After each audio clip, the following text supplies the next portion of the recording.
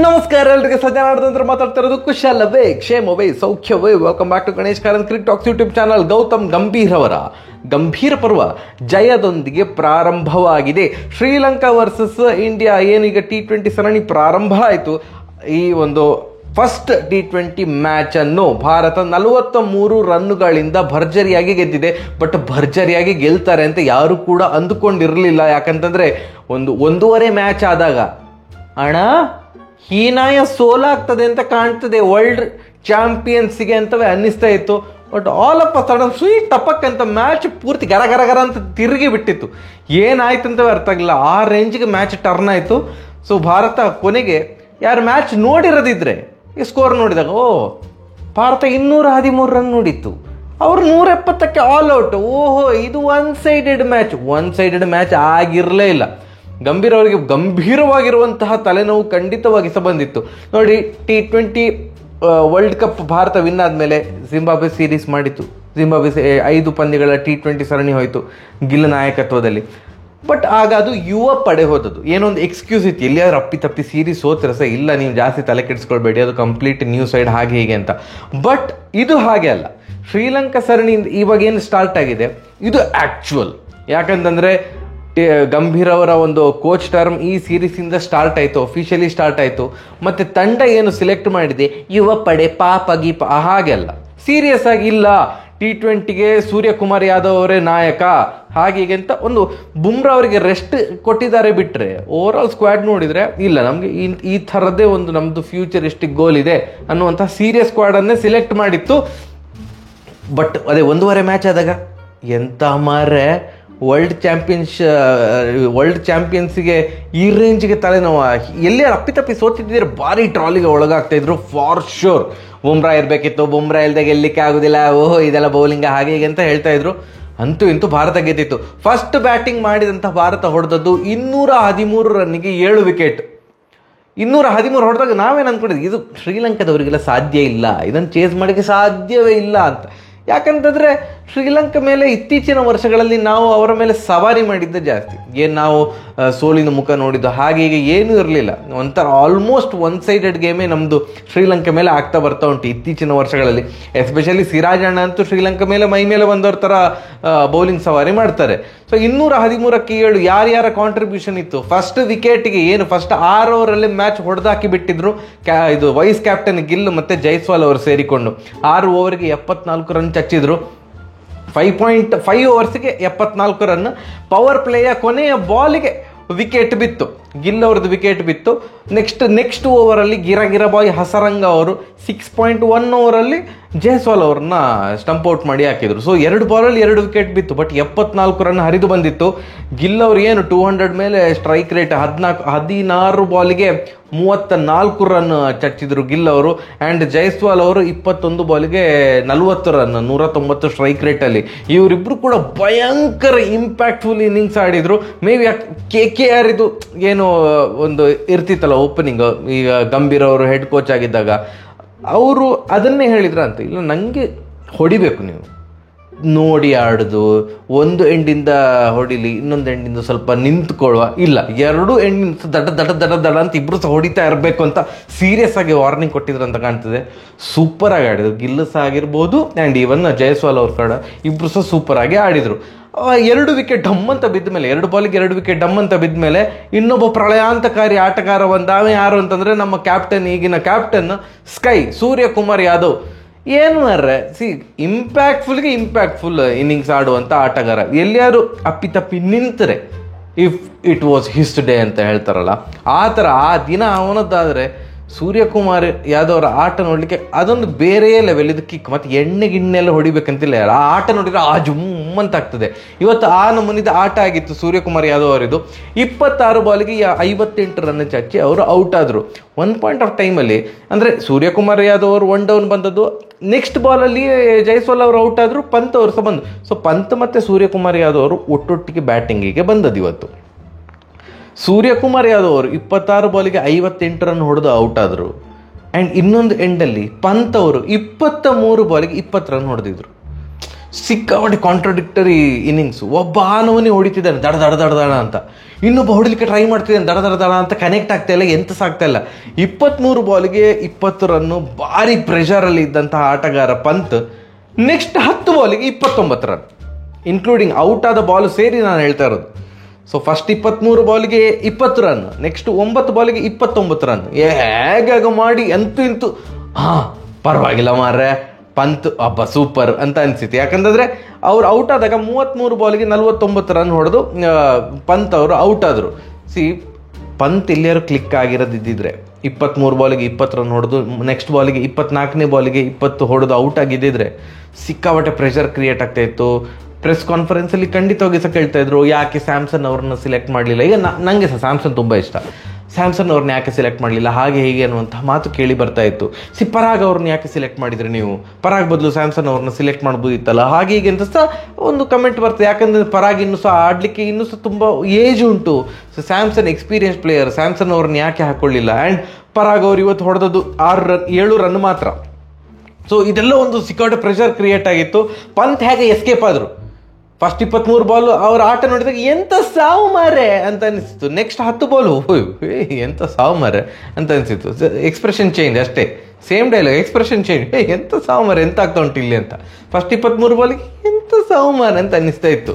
So ಈ ಥರದ ಒಂದು ಫಸ್ಟ್ ಟಾಪ್ 4 ಯಾರು ಬ್ಯಾಟ್ಸ್ಮನ್ ಬರ್ತಾರೆ ಅವರೆಲ್ಲರೂ ಸಹ ಸೂಪರಾಗಿ ಆಡಿದ್ರಿಂದಾಗಿ ಭಾರತ 213 ರನ್ ಪೇರಿಸಿತ್ತು 7 ವಿಕೆಟ್ ನಷ್ಟಕ್ಕೆ.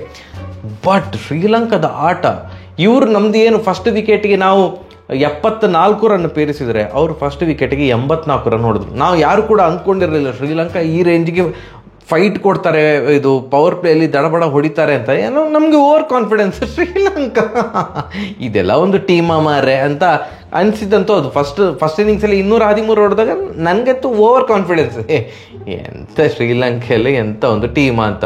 But oh my God, first ವಿಕೆಟಿಗೆ 84 ರನ್ ಹರಿದು ಬಂತು. ನಿಸ್ಸಂಕ ಸೂಪರಾಗಿ ಆಡಿದರು. 48 ಬಾಲ್ಗೆ 79 ರನ್, ಭಾರಿ ಚಂದ ಮಾಡಿ ಆಡಿದರು. ಮತ್ತು ಕುಸಾಲ್ ಮೆಂಡಿಸ್ ಅವರು ಈ ಲಂಕನ್ ಪ್ರೀಮಿಯರ್ ಲೀಗಲ್ಲಿ ಭಾರಿ ಟ್ರಾಲಿಗೆ ಒಳಗಾಗಿದ್ದರು. First half of the Lankan premier league ಆಗ್ತಿದ್ದಾಗ ನಾನು ನನ್ನ ಫೀಡಲ್ಲಿ, ಇನ್ಸ್ಟಾಗ್ರಾಮ್ ಫೀಡಲ್ಲಿ ಶ್ರೀಲಂಕಾದು ಮೀಮ್ ಪೇಜ್ ಎಲ್ಲ ಬರ್ತಾಯಿತ್ತು ಮಾರೆ. ಸೊ ನಾನು ನೋಡ್ತಾ ಇದ್ದೆ, ಟ್ವಿಟ್ಟರಲ್ಲಿ ನೋಡ್ತಾ ಇದ್ದೆ, ಎಲ್ಲ ಭಾರಿ ಟ್ರಾಲ್ ಮಾಡ್ತಾಯಿದ್ರು.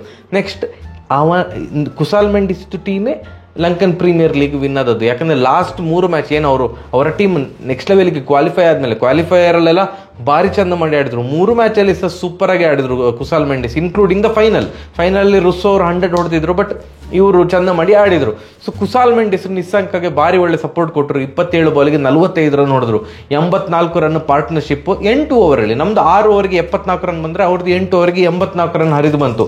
ಅದಾದಮೇಲೆ ನಮ್ದು 74 ರನ್ನಿಗೆ ದಡಬಡ ಅಂತ 2 ವಿಕೆಟ್ ಹೋಯ್ತು. ಅವ್ರದ್ದು 84 ರನ್ನಿಗೆ 1 ವಿಕೆಟ್ ಹೋದರೆ ಇನ್ನೊಂದು ವಿಕೆಟ್ ಹೋದದ್ದು 140 ರನ್ ಆಗಿದ್ದಾಗ. 140ರ ತನಕ ಕೇವಲ 1 ವಿಕೆಟ್ ಕಳೆದುಕೊಂಡಿದ್ದಂತಹ ತಂಡ 13 ಓವರ್ಗೆ 140, 14 ಓವರ್ಗೆ 140 ಆ ಥರ ಅಟ್ಲೀಸ್ಟ್ ಅಂದರೆ ಪರ್ ಓವರ್ 10 ರನ್ ಹರಿದು ಬರ್ತಾ ಉಂಟು. ಅಷ್ಟು ಸೂಪರಾಗಿ ಆಡ್ತಾ ಇದ್ದಂತಹ ತಂಡ ಯಾವಾಗ ನಿಸ್ಸಂಕದ ವಿಕೆಟ್ ಹೋಯ್ತು ಆವಾಗ ನಿಸ್ಸಂಶಯವಾಗಿ ನಾವೇ ವಿನ್ ಅಂತ ಗೊತ್ತಾಯ್ತು ಅಂತ ಕಾಣ್ತದೆ. ಅಥವಾ ಅವರಿಗೆ ಅನಿಸ್ತಂತ ಅಯ್ಯೋ ನಿಸ್ಸಂಕ ಒಟ್ಟ ಸಾಕು, ನಮ್ಗೆ ಇನ್ನು ಫೈಟ್ ಕೊಡಲಿಕ್ಕೆ ಬರುವುದಿಲ್ಲ ಅಂತ. 140ಕ್ಕೆ 1 ಇದ್ದಂತಹ ತಂಡ 170ಕ್ಕೆ ಆಲ್ ಔಟ್. 20 ಓವರ್ಸ್ ಆಡಲಿಲ್ಲ. ಲಾಸ್ಟ್ 5 ಓವರಲ್ಲಿ 9 ವಿಕೆಟ್, 5-6 ಓವರಲ್ಲಿ 9 ವಿಕೆಟ್ ದಡ ದಡ ದಡ ಎಂತ ಆಯ್ತಂತ ಅರ್ಥ ಆಗಿಲ್ಲ. ಅಷ್ಟು ಅಂದರೆ ತೀವ್ರವಾದಂತಹ ಕುಸಿತವನ್ನು ಕಂಡಿತು. 14.1 ಓವರ್ಗೆ 140ಕ್ಕೆ 2ನೇ ವಿಕೆಟ್ ಬಿದ್ದದ್ದು. 19.2 ಓವರ್ ಅಂದರೆ 5.1 ಓವರ್ಸಲ್ಲಿ, ರಿಮೈನಿಂಗ್ 5.1 ಓವರ್ಸಲ್ಲಿ 9 ವಿಕೆಟ್ ಡಮಾರ್. ಅನ್ಬಿಲೀವೇಬಲ್.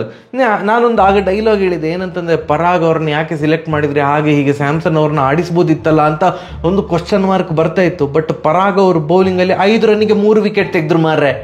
5 ರನ್ನಿಗೆ 3 ವಿಕೆಟ್ ತೆಗೆದು ಕೂಡಲೇ ಈಗ ಏನಾಯಿತು, ಪ್ರೆಸ್ ಕಾನ್ಫರೆನ್ಸಲ್ಲಿ ಗಂಭೀರ್ ಅವರು ಬಹಳ ಏನು ಧೈರ್ಯದಿಂದ ಮಾತಾಡ್ತಾರೆ. ಪಂತ್ ಅವರು ಕ್ಲಿಕ್ ಆದರು. ಆ್ಯಂಡ್ ಪರಾಗ್ ಅವರನ್ನು ನಾವು ಯಾಕೆ ಸಿಲೆಕ್ಟ್ ಮಾಡಿದ್ದು ಅಂತಂದರೆ ಎಕ್ಸ್ಟ್ರಾ ಬೌಲಿಂಗ್ ಆಪ್ಷನ್ ಥರ ಸಿಲೆಕ್ಟ್ ಮಾಡಿದ್ದು.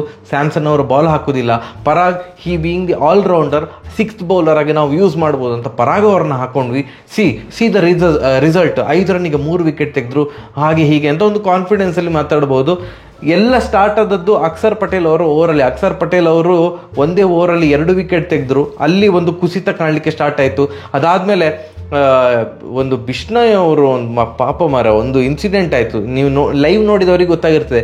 ರಿಟರ್ನ್ ಕ್ಯಾಚ್ ಹಿಡಿಲಿಕ್ಕೆ ಹೋಗಿ ಅದು ಕ್ಯಾಚ್ ಡ್ರಾಪ್ ಆಗಿ ಅವರು ಬಿದ್ದು, ಅವರು ಬೀಳುವಾಗ ಆ ಬಾಲ್ ಅವರ ಮುಸುಡಿಗೆ ಡಮ್ಮಂತ ಹೊಡೆದು ಇಲ್ಲಿಂದ ರಕ್ತ ಚಿಮ್ಮಿ ಅವರಿಗೆ ಬ್ಯಾಂಡೇಜ್ ಎಲ್ಲ ಹಾಕಿ ಏನೋ ಸರ್ಕಸ್ ಎಲ್ಲ ಆಯಿತು. ಮತ್ತು ಪರಾಗ್ ಅವರು ಓವರಲ್ಲಿ ಒಂದು ರನ್ಔಟ್ ಅವರದು ಎಂತ ಅವರ ಎಕ್ಸ್ ಕ್ಯಾಪ್ಟನ್ ಹೆಸರು ನೆನಪಾಗ್ತಿಲ್ಲ ಮರ, ಶನಾಕ 0 ಬಾಲ್ 0 ಪಾಪ ಬಾಲ್ ಕೂಡ ಒಂದು ಬಾಲ್ ಕೂಡ ಆಡದೆ ಅವರು ರನ್ಔಟ್ ಆದರು. ಮತ್ತು ಅವರ ಪ್ರೆಸೆಂಟ್ ಕ್ಯಾಪ್ಟನ್ ಲಂಕಾಗೆ ಹೆಲ್ಪ್ ಮಾಡಲಿಲ್ಲ, ಅವರು 0 ಹೊಡೆದು ಔಟ್ ಆದರು. ಹಸರಂಗ ಶನಕ ಮಜಾ ಹೆಸರು. ಹಸರಂಗ 2 ರನ್ ಹೊಡೆದು ಔಟ್ ಆದರು. ಸೊ ಅವರಿದು ನಮ್ಮ ಟಾಪ್ 4 ಹೇಗೆ ಆಡಿದ್ರು ಅವರಿಗೆ ಸಹ ಟಾಪ್ 4 ಮಾತ್ರ ಡಬಲ್ ಡಿಜಿಟ್ ಬಂದದ್ದು. ಅದಾದಮೇಲೆ 0 0 2 3 1 ಹೀಗೆ ಅಂದರೆ 4 ಡಿಜಿಟ್ ನಂಬರ್ ಥರ ಇತ್ತು. ಕೊನೆಗೆ 170 ರನ್ನಿಗೆ ಶ್ರೀಲಂಕಾ ಆಲ್ ಔಟ್ ಆಗಬೇಕಾಯಿತು. ಆಲ್ ಔಟ್ ಆಯಿತು. ಸೊ 43 ರನ್ಗಳ ಭರ್ಜರಿ ವಿಜಯದೊಂದಿಗೆ ಈ ಒಂದು T20 ಸರಣಿಯಲ್ಲಿ 1-0 ಅಂತರದಿಂದ ಭಾರತ ಮುನ್ನಡೆ ಸಾಧಿಸಿದೆ. ಮ್ಯಾನ್ ಆಫ್ ದ ಮ್ಯಾಚ್ ಯಾರಿಗೆ ಕೊಡ್ತಾರೆ ಅಂತ ಗೊತ್ತಿಲ್ಲ. ನನ್ನ ಪ್ರಕಾರ ಸೂರ್ಯಕುಮಾರ್ ಯಾದವ್ ಅವರಿಗೆ ಕೊಡ್ಬೋದು. He was extremely com. Even ಶ್ರೀಲಂಕಾದ ದಡಬಡ ಅಂತ ಹೊಡಿತಾ ಇರುವಾಗ ಕೂಡ ಭಯಂಕರ ಕಾಮ್ ಆಗಿದ್ರು. ಆ್ಯಂಡ್ ತಂಡವನ್ನು ಮುನ್ನಡೆಸಿದಂತಹ ರೀತಿ ಮತ್ತು ಅವರು 26 ಬಾಲಿಗೆ 58 ರನ್ ಹೊಡೆದಿರೋದ್ರಿಂದಾಗಿ ನಿಸ್ಸಂಶಯವಾಗಿ ಸೂರ್ಯಕುಮಾರ್ ಯಾದವ್ ಅವರು ನನ್ನ ಪ್ರಕಾರ ಮ್ಯಾನ್ ಆಫ್ ದ ಮ್ಯಾಚ್ ಅವಾರ್ಡನ್ನು ಗಳಿಸಿಕೊಂಡಿರ್ತಾರೆ ಅಂತ ಅಂದ್ಕೊಂಡಿದ್ದೇನೆ. ನಿಮಗೆ ಮ್ಯಾಚ್ ಎಂತ ಅನ್ನಿಸಿತು ಅಂದರೆ ಬಾಯಿಗೆ ಬಂದಿತ್ತ? ನನಗೆ 14 ಓವರ್ಗೆ ಇವರೇನು 140 ರನ್ ಹೊಡೆದಾಗ, ಕೇವಲ 1 ವಿಕೆಟ್ ನಷ್ಟಕ್ಕೆ 140 ರನ್ ಹೊಡೆದಾಗ ಮ್ಯಾಚ್ ಪೌಂಡ್ ಅಂತಂದರೆ ಹೋಯಿತು ಅಂತ, ತುಳುವಲ್ಲಿ ಪೌಂಡ್ ಅಂತಂದರೆ ಹೋಯಿತು. ಸೊ ಮ್ಯಾಚ್ ಹೋಯ್ತು ಮಾರ್ರೆ ಅಂತ ಅಂದ್ಕೊಂಡೆ. ಬಟ್ ಇಲ್ಲ, ಮ್ಯಾಚ್ ಹೋಯ್ತು ಯಾರಿಗೆ? ಶ್ರೀಲಂಕಾದವರಿಗೆ. ಭಾರತ ವಿನ್ ಆಯಿತು 43 ರನ್ನಿಂದ. Yes, congratulations team India. 2ನೇ T20ಗೆ ಆಲ್ ದ ಬೆಸ್ಟ್. ನನ್ನ ಪ್ರಕಾರ ಟೀಮ್ ಚೇಂಜ್ ಮಾಡೋದಿಲ್ಲ, ವಿನ್ನಿಂಗ್ ಕಾಂಬಿನೇಷನ್ ಜೊತೆ ಹೋಗ್ತದೆ. ಸ್ಯಾಮ್ಸನ್ ಅವರು ಮತ್ತು ಪುನಃ ಏನೋ ನನಗೆ ಅನ್ಲಕ್ಕಿ ಅಂತವೇ ಅನಿಸೋದು ಸ್ಯಾಮ್ಸನ್. ಯಾಕಂದರೆ ODI ತಂಡದಲ್ಲಿ ಕೂಡ ಅವರು ಪಾಪ ಸ್ಥಾನ ಪಡೆದುಕೊಂಡಿಲ್ಲ. ಸ್ಯಾಮ್ಸನ್ ಅವರು ನನ್ನ ಪ್ರಕಾರ ಪ್ರೆಸೆಂಟ್ ಜನ್ರೇಷನಲ್ಲಿ ಭಯಂಕರ ಅನ್ಲಕ್ಕಿ ಪ್ಲೇಯರ್ ಅಂತ ಅನ್ನಿಸ್ತದೆ. ಅವರ ಭಾರತದ ಕೊನೆಯ ODI ಪಂದ್ಯ ಸೌತ್ ಆಫ್ರಿಕಾದ ವಿರುದ್ಧ ಆಗಿತ್ತು. ಆ ಪಂದ್ಯದಲ್ಲಿ ಸ್ಯಾಮ್ಸನ್ ಅವರು 100 ಹೊಡೆದಿದ್ರು. ಈಗ ODI ಸ್ಕ್ವಾಡಲ್ಲಿ ಸ್ಯಾಮ್ಸನ್ ಅವ್ರನ್ನ ಡ್ರಾಪ್ ಮಾಡಿದ್ದಾರೆ. ಭಾರತದ ಕೊನೆಯ T20 ಪಂದ್ಯ ಜಿಂಬಾಬ್ವೆ ಪಂದ್ಯದಲ್ಲಿ, ಕೊನೆಯ T20 ಪಂದ್ಯದಲ್ಲಿ ಸ್ಯಾಮ್ಸನ್ ಅವರು 50 ಹೊಡೆದು I think man of the match ತಗೊಂಡಿದ್ರು ಅಂತ ಕಾಣ್ತದೆ. Man of the match I am not sure, but 50 ಹೊಡೆದಿದ್ರು. ಈಗ ಪ್ಲೇಯಿಂಗ್ 11ನಲ್ಲಿ ಚಾನ್ಸ್ ಇಲ್ಲ. ಸೆಕೆಂಡ್ ಮ್ಯಾಚಿಗೆ ವಿನ್ನಿಂಗ್ ಕಾಂಬಿನೇಷನ್ ಜೊತೆ ಭಾರತ ಹೋಗ್ತದೆ. ರಿಮೈನಿಂಗ್ ಲಾಸ್ಟ್ ಒಂದು 3rd T20ಗೆ ಒಂದು ಚಾನ್ಸ್ ಕೊಟ್ಟಾಗೆ ಮಾಡಿ ನೋಡಿ, ಚಾನ್ಸ್ ಕೊಟ್ಟಾಗ ಆಡಲಿಲ್ಲ ಅಂತ ಹೇಳ್ತಾರ ಅಂತ. I feel sad for Samson. But ಎಂತ ಮಾಡ್ಲಿಕ್ಕೆ ಆಗೋದಿಲ್ಲ, ಭಾರತ ತಂಡ ವಿನ್ ಆಯಿತು. ಅಟ್ ದ ಎಂಡ್ ಒಂದು ಅಭಿಮಾನಿಗಳಿಗೆ ಅದು ಮಾತ್ರ ಬೇಕಾಗಿರೋದಲ್ವ. ಯಾರು ಬೇಕಾದ್ರೆ ಆಡಲಿ, ಯಾರು ಬೇಕಾದ್ರೆ ಹೋಗಲಿ, ಭಾರತ ವಿನ್ ಆಗಬೇಕು ಅನ್ನೋದು ನಮ್ಮೊಂದು ಆಸೆ ಆಗಿರ್ತದೆ. ಭಾರತ ವಿನ್ ಆಯಿತು. ಮುಂದಿನ ವಿಡಿಯೋದಲ್ಲಿ ಸಿಗುವ. ಸರಿ, ಹಾಗಾದ್ರೆ ಬರುವ. ನಮಸ್ಕಾರ.